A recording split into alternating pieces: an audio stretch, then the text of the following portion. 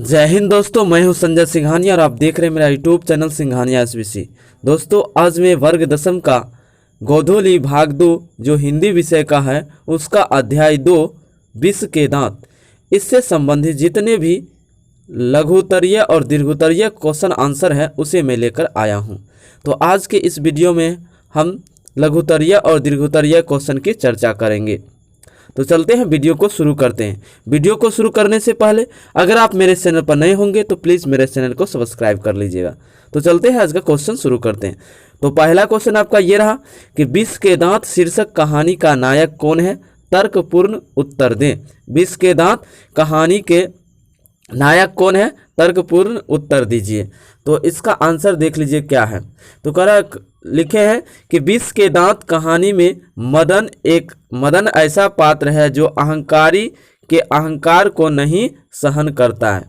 विष के दांत कहानी में मदन एक ऐसा पात्र है जो अहंकारी के अहंकार को नहीं सहन करता है, बल्कि उसका स्वाभिमान जागृत होता है और वह खोखा जैसे बालक को ठोकर देकर वर्षों से दबे अपने पिता की आंखें भी खोल देता है। संपूर्ण कहानी में मदन की क्रांतिकारी भूमिका है, अतः इसका नायक मदन है। यानी कि विष के दांत कहानी का नायक कौन है? मदन है। चलते हैं अगला क्वेश्चन, क्वेश्चन नंबर 2 कि खोखा किन मामलों में अपवाद था? खोखा जो है किन मामलों में अपवाद था? उत्तर है सेन साहब एक अमीर आदमी थे। सेन साहब क्या थे? एक अमीर आदमी थे। खोखा उनके बुढ़ापे की आंखों का तारा था। खोखा जो क्या था? उनके बुढ़ापे के आंखों की तारा था, इसलिए मिसेज सेन ने उसे काफ़ी छूट दे रखी थी। इसलिए मिसेज सेन जो थी, यानी सेन साहब की पत्नी जो थी, उसे काफ़ी छूट दे रखी थी। खोखा जीवन के नियम का अपवाद जैसे अपवाद था, इसलिए यह स्वाभाविक था कि घर के नियमों का भी वह अपवाद था। यानी कि वह खोखा जो क्या था? जीवन के नियम के साथ साथ घर के नियम का भी वह अपवाद था। चलते हैं अगले क्वेश्चन के, क्वेश्चन नंबर 3। तो क्वेश्चन नंबर 3 आपका ये रहा कि विष के दांत शीर्षक की सार्थकता स्पष्ट कीजिए। विष के दांत शीर्षक की सार्थकता स्पष्ट कीजिए। तो इसका आंसर क्या हो जाएगा? विष के दांत शीर्षक महल और झोपड़ी की लड़ाई की कहानी है।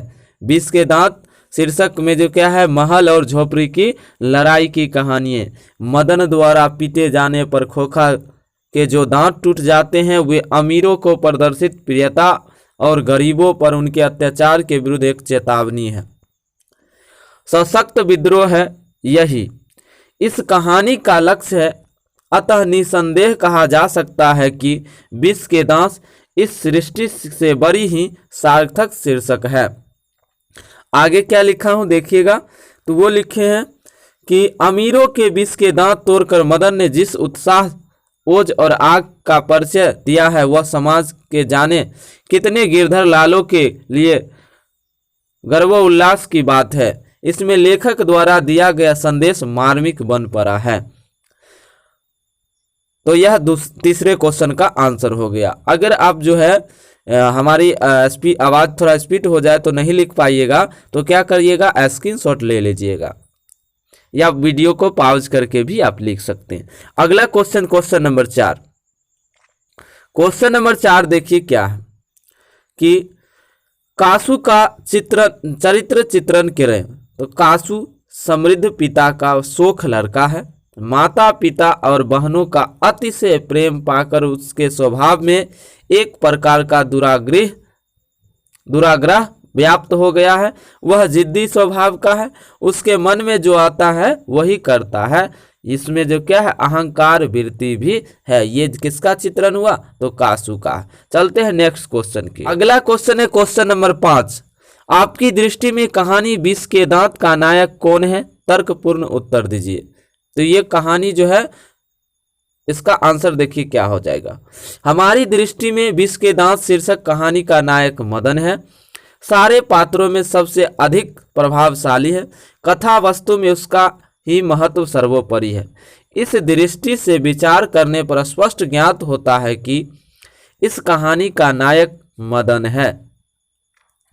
इसमें मदन का ही चरित्र है जो सबसे अधिक प्रभावशाली है। पूरी कथा वस्तु में इसी के चरित्र का महत्व है। खोखे के विष के दांत उखाड़ने की महत्वपूर्ण घटना का भी वही संचालक है। अतः निर्विवाद रूप से मदन की कहानी का नायक है। मदन जो है कहानी का नायक है। यहाँ देखिए नायम लिखा गया, ये क्या होगा? नायक होगा। चलते हैं अगले क्वेश्चन की, क्वेश्चन नंबर 6। क्वेश्चन नंबर 6 आपका ये रहा कि सेन साहब के परिवार में बच्चों के पालन पोषण में किए जा रहे लिंग आधारित भेदभाव अपने शब्दों में वर्णन कीजिए। तो देखिए मैं लिखा हूं, सेन साहब और अमीर आदमी थे। सेन साहब क्या थे? अमीर आदमी थे। उनकी 5 लड़कियां थी एवं 1 लड़का था। उस परिवार में लड़कियों के लिए घर में अलग नियम था, शिक्षा था, लेकिन लड़का के लिए अलग नियम एवं अलग शिक्षा था। चलते हैं अगला question, question number 7। Question number 7 ये रहा कि मदन और ड्राइवर के बीच विवाद के द्वारा कहानीकार क्या बताना चाहता है। मदन और ड्राइवर के बीच जो लड़ाई हुआ था उसके बीच जो कहानीकार क्या बताना चाहते हैं, तो शुरू करते हैं। मदन और ड्राइवर के बीच विवाद के द्वारा कहानीकार बताना चाहते हैं कि अपने पर किए गए अत्याचार का विरोध करना पाप नहीं है। अपने पर किए गए अत्याचार का विरोध करना पाप नहीं है। सेन साहब की नई चमकती काली कार को केवल छूने भर के तथाकथित अपराध के लिए मदन शोफर द्वारा घसीटा जाता है। यह गरीब बालक पर अत्याचार है। मदन द्वारा उसका मुकाबला करना अत्याचारियों पर विजय प्राप्त करने का प्रयास है। तो ये इसका आंसर हो गया। चलते हैं next question, question number 8। Question number 8 आपका ये रहा कि इस आरंभ में कहानीकार को स्वर व्यंग्यपूर्ण ऐसे कुछ परिमाण उपस्थित हो करे। आरंभ से ही कहानीकार को स्वर व्यंग्यपूर्ण है ऐसे कुछ प्रमाण उपस्थित करना है, साबित करना है। तो शुरू करते हैं। विष के दांत कहानी के प्रारंभ में शुरुआत में मोटर कार की बात की प्रस्तुति व्यंग्यात्मक शैली में है। उनके लड़कियां के गुणों की चर्चा, सेन साहब द्वारा खोखा को एक इंजीनियर के रूप में देखना, उसकी प्रशंसा हमारी भी लेखक का व्यंग ही है। प्रशंसा करना भी क्या है?